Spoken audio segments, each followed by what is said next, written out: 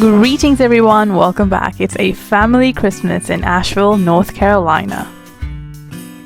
From cozy cabin moments to exploring the winter wonderlands of the Biltmore and the Omni Grove Park Inn, I am beyond excited to take you along on this festive journey with my amazing family for the first time to celebrate the most magical time of the year. Our holiday festivities begin by checking into our Airbnb that is nestled on the peak of a mountain in Hendersonville, North Carolina, only a couple miles out of Asheville.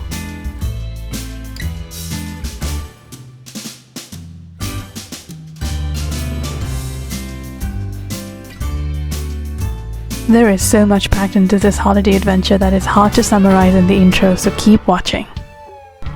Day 1 of holiday adventure begins right here with a cup of chai. And views. All the views. The interesting thing about family adventures is that some things are planned, and others, very spontaneous. We realized we're close to a very quaint little town called Chimney Rock that we decided to explore, and here's a little get ready with me, and of course skip this part if you're just wanting to see the travel aspects of this video. But if you decide to watch and you're still watching, stay tuned for a very cute surprise at the end.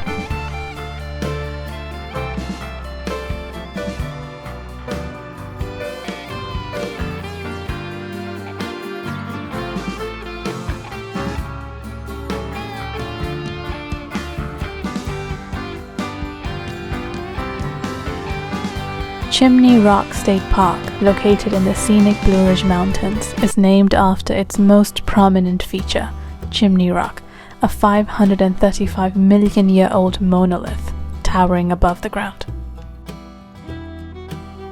We decided to grab a bite at the Burnshirt Vineyards located in the Chimney Rock town, which itself was showing up in all of its Christmas spirit.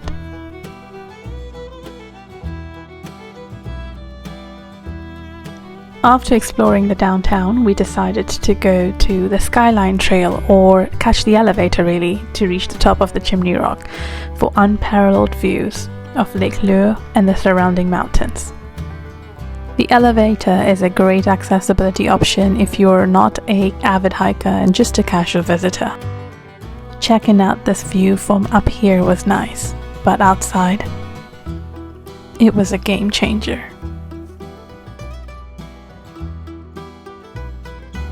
The park is home to a variety of rich biodiversity and wildlife, including peregrine falcons, but many of you may recall its popularity through movies like The Last of the Mohicans, which was filmed here. And that's me, a glorious 2,280 feet high. Hey Siri, now cue in Lion King.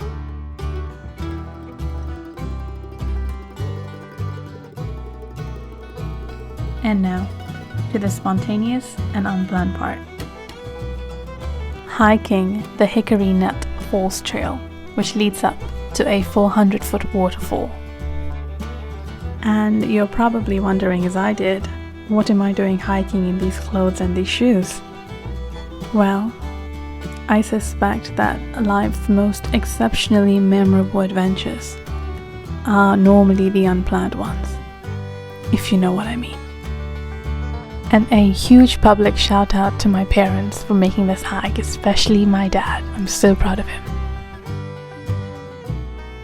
After a stunning sunset, it was time to head back and get ready for day 2 of our holiday. Good morning and happy holidays, day 2. Today is all about exploring the largest privately owned home in the United States of America to the present day. Yes, indeed. I'm headed to the Biltmore Estate located in Asheville, North Carolina.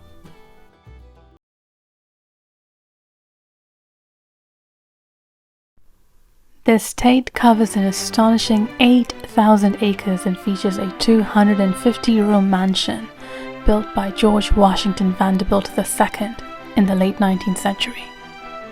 Designed by the renowned architect Richard Morris Hunt, the mansion is a masterpiece of the Gilded Age architecture, inspired by the Grand Chateau of Europe. Now, let's explore the indoors. Stepping through the massive oak doors, I'm immediately struck by the grandeur of the entry hall, probably my favorite thing here. And then the amazing banquet hall, perfectly embellished for a Christmas feast. Each room had a story of its own, but for me, I think the Regal Library, housing a staggering 10,000 volumes and up of a collection of priceless first editions, was quite the spectacle. Apparently George Vanderbilt's favorite room as well.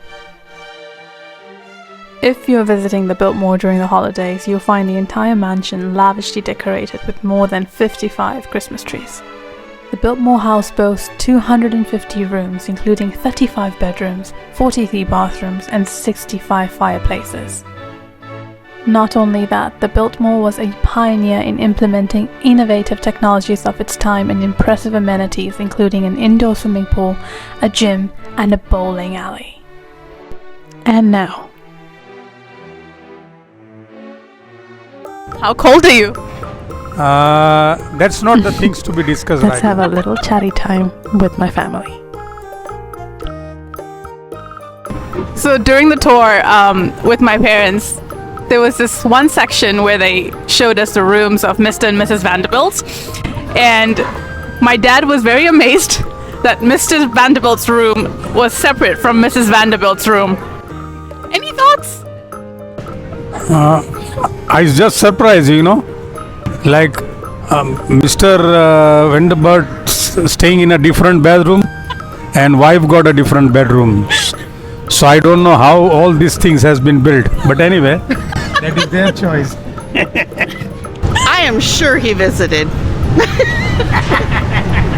No, he's a very cool dude. If they wanted separate rooms, they wouldn't have said yes. So why did they get married? Marriage is a union. So that needs further investigation. After a round of silly giggles, we were ready to grab a bite at the Courtyard Market and Stable Farm, where we had lunch, and then explore a lot of the gift shops right next to the Biltmore house.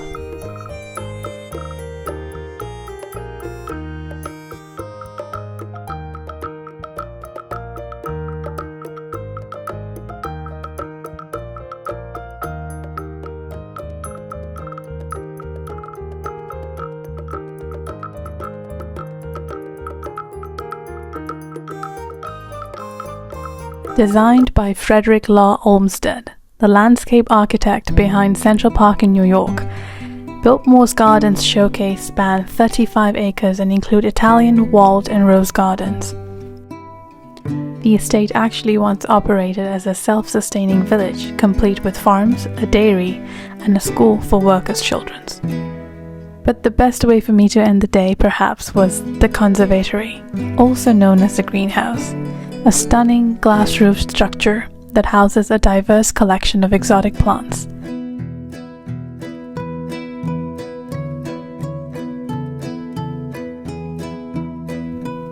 The Christmas traditions of the Vanderbilt family are actually evident here in the greenhouse as well. Here I see a poinsettia Christmas tree and a perfect photo op.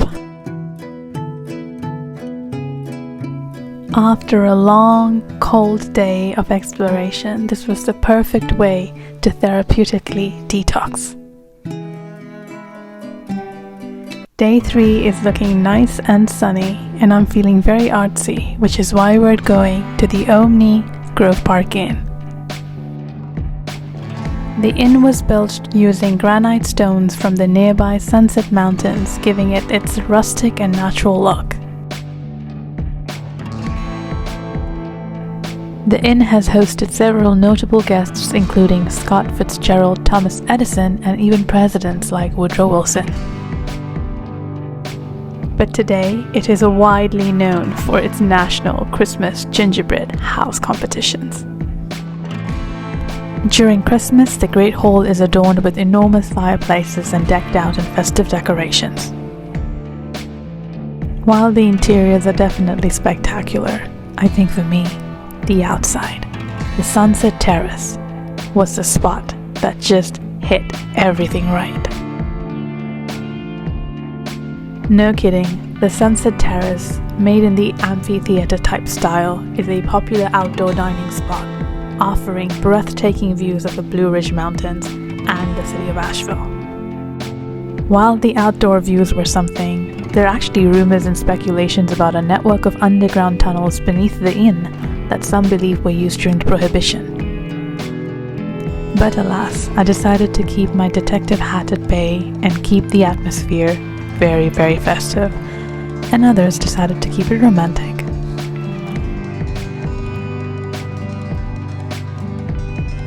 And now, it was time to witness the annual National Gingerbread House Competition for 2023. Dating back to 1992 when it all started as a small event, over the years it has grown in scale and popularity and has become a highly anticipated annual tradition where the gingerbread houses are displayed in the stunning lobby of the Omni Grove Park Inn. The competition features various categories such as adult, teen, and even a category for child contestants. I genuinely enjoyed seeing the astonishing gingerbread creations that go far beyond the typical holiday decorations, and these edible masterpieces often showcase incredible attention to detail, architectural creativity, and artistic flair. And the 2023 champion creation was this. You cannot tell me that after witnessing so much confectionery in one place, you were not thinking of food. And so we did just that. We got our evening supply at the Omni. And so as the sun went down and the food went down, it was then time to take a little bit of the Omni back with me through the souvenir holiday special hot cocoa. Perfect. Perfectly delicious. To end the night, we decided to go back to the Biltmore village and the winery there. The Vanderbilt house showcases the Christmas traditions of the Vanderbilt family and how the estate's original occupants celebrated the season in the late 19th century, which is why you don't see a lot of lights here. And for that, we decided to go to the Biltmore village instead. But first came the winery. You know that the Biltmore Estate has the most visited winery in the nation. Started by George Vanderbilt's grandson in the 1970s, this winery is still operational today. I tried both the red and the white Christmas at Biltmore wines, but decided to go for something a little less festive, a little less something I can pronounce, but tasted amazing. Ergo this. Wine. And now, time to wash away our day's exhaustion through witnessing these gorgeous lights at the Biltmore village. So Christmas is really the most magical time of the year, and it's the most evident at the Biltmore. Christmas at this place does feel magical. You should come visit too.